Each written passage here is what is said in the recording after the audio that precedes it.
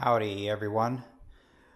So this is the 715 end rib for the center section here. And what I am doing is I'm trying to get the curve into this rib to match the curve that's laid out by these pre-punched holes on the bottom skin of the center section. So what I had done was I had taken the rib and I laid it in here on the center section. Let me come around here. I laid it on the center section like this, and I positioned it correctly. So you stick it in behind the bulkhead here, and you just kind of bring it over on this end here, and you can see the holes that are on the skin itself. And I just took a marker and I marked where each of these hole locations are. After I did that, then I went ahead and marked each location with a marker. And then of course I marked down the center line as well. So that just gives me a rough indication of where the holes are in the skin. And that just allows me to flute between those hole locations. So that's what I did. And I did the same thing on the top, just a little bit. I put the rib in place like I had it a minute ago. I laid it in here, and then I took the skin, that's one of the skins there, brought it over and laid it over top of this assembly. And then I used a marker just to mark where those hole locations were on the top skin. That way I knew where to flute. So they're not perfect, but it just gives you an idea where the holes are going to be, and then you flute in between your marks. So the bottom obviously has a curve to it now, and the top as well, just a little bit. The top is going to be quite a bit more flimsy. It's a lot easier to move it around to get the holes to line up, so I'm not too worried about the curve on it. But the bottom is definitely curved. The way that I matched the curve, again, all I did was bring the support in here. Now this time I have it on the outside. I just have it laid up against here. I have it on the back. Make sure you have it all the way back. And then you can look in here and see the edge of the bulkhead, the flange, the edge of the flange, and you can just kiss it up against the edge of the holes like that. And then just make sure as you go, I'm trying to do this one-handed again.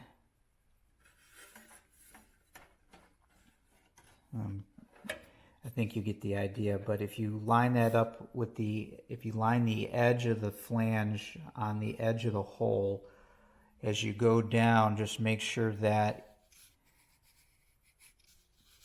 the edge of the flange stays on the edge of each hole, and then you know that you've got the bend correct. I think that makes sense. So now at this point I can go ahead and put this in place the way it's supposed to be, and I can come from underneath, make sure that that drawn center line on this flange, or on this ribs flange, make sure that that drawn center line lines up with each one of those holes, and then I can mark it and drill it. So I'm going to do that next on this piece, and then of course I got to do all of that on the 715 on the other side down there. All right. So I hope that makes it a little bit clearer, and hopefully it will give you at least an idea of kind of where to start to get this, to get these fluted and get those holes drilled in it correctly. All right, so this is the, what is this? The F715 end rib installed. So like I had talked about, once you get the holes of the skin marked on the rib, then you know where you can flute in between the holes. You flute it to get the curve to match the curve of the holes on the skin, rather than putting this rib in place and crawling up underneath it to look at where your center line is. You can just use the edge of the flange and line it up with the edge of the holes, so you don't have to continue to take this on and off. And you can adjust the flutes to get the curve to match the curve of the holes. So once I had that, I came back and I put this bolt in and these two clecos to hold it in place. And then on this end, I just used a clamp and clamped it here. You want to make sure that you have this down on the skin. I noticed this end wanted to kind of ride up a little bit, and just make sure you push it down when you clamp it to hold it in place. And then at that point, it was just a matter of coming underneath and looking through the hole in the skin to make sure that your center line mark on your flange is in the center of the hole. And again, using a small drill bit, or a drill bit that's just under size of the final hole. So in other words, if you use the holes that are punched in this skin are slightly undersized, so you want to make sure you use a drill bit that fits that so you can spin it. And that, of course, will leave a mark on your part here, like I've always done with all my other pieces that needed to be drilled. So come up underneath with the drill bit and make your mark. I decided to do a couple at a time rather than trying to do them all. What I decided to do was I started at this end from underneath, and I sighted through the hole to get my line lined up. And then I marked a couple, not right in a row, but maybe like every other one, like maybe 3, doing every other hole. I marked them with the drill bit. And then I take this back off, center punch those marks, drill them, bring them back, and then I'd put clecos in those holes. And then I'd come down and do a few more, take it off, center punch it, drill it, bring it back, cleco, all of those, and then do a couple more. Once I got a cleco across this entire length, every so many holes, then I went ahead and did the rest of the empty slots, pulled it out, drilled everything, and now I've got all those clecos in place here. So now I've got the bottom affixed with all the clecos. I've got my 2 clecos here with the bolt to hold this end here in place.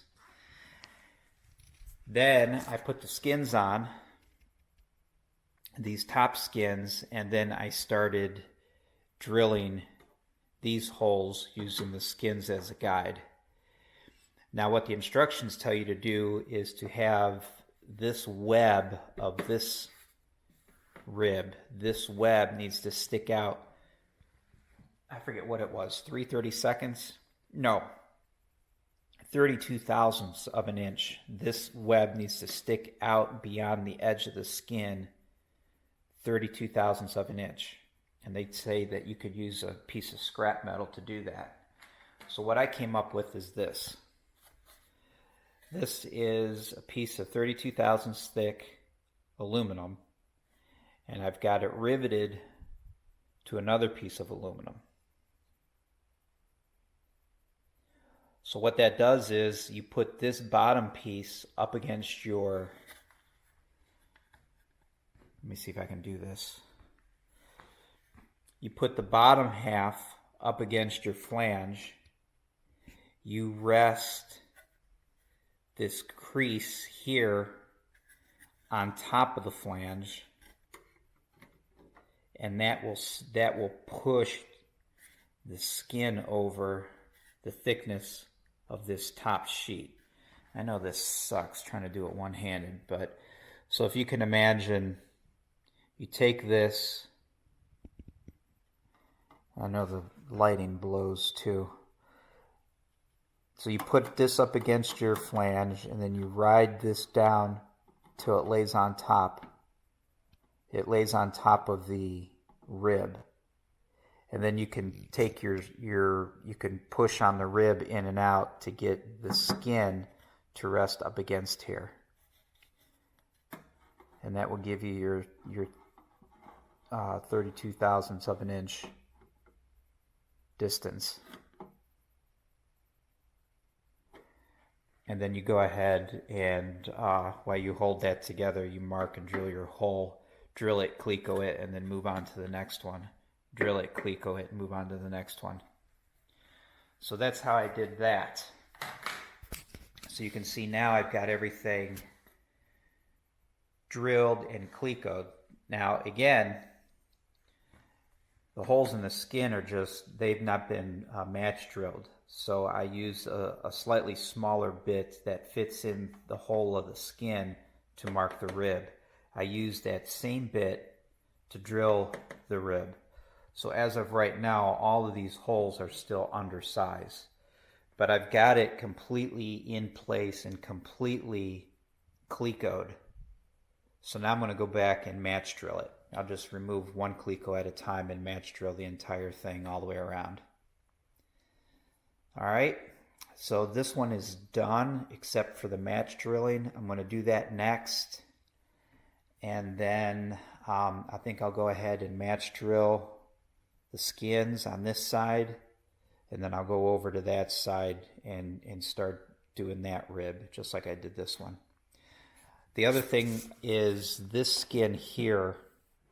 This skin is held on with screws. The substructure under here is all nut plates. So I just went ahead and ran screws part of the way into the nut plate at various locations to locate this. Using the clecos, you still get a little bit of movement. So I just went ahead and ran screws in, and that really positions it just about perfect. All right, let me get moving on the other side here.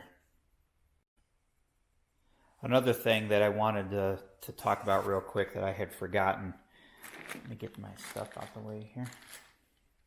When you have these skins in place, go ahead and mark any locations where there's interference. So like over here on this seatbelt attach bracket, the skin rubs or just touches this bracket ever so slightly. So I went ahead and marked with a marker onto the skin where I need to file that a little bit bigger to give this a little bit more clearance.